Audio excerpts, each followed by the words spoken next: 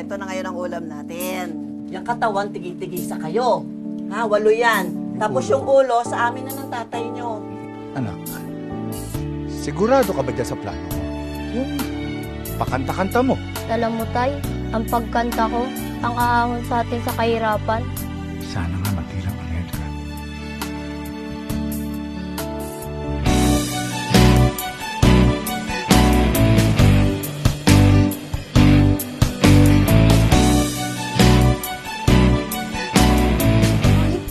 Pinabastos mo ba ako? Saktan ng kapatid mo! Naliguran ko yung sarili kong pangangailangan. Dahil mahal ko sila eh. Mahal ko sila. Ang yapang-yapang mo, alam mo kung sino ka?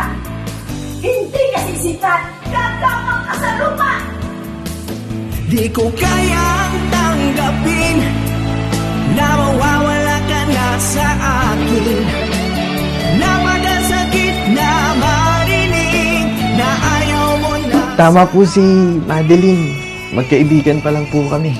Kaibigan ha? Palang. Ang dulot sa aking damdamin. Okay lang yan, mahal. Marami pa namang ibang recording company. Hindi lang naman sila. Mahal, nahihirapan ako umihi. Sakit eh. Alam mo, yung pag-iinom, ang tendency niyan, tataas ang sugar mo. Ikinalulungkot ko pong sabihin sa inyo na mahihirapan na pong maibalik ang paningin ni April.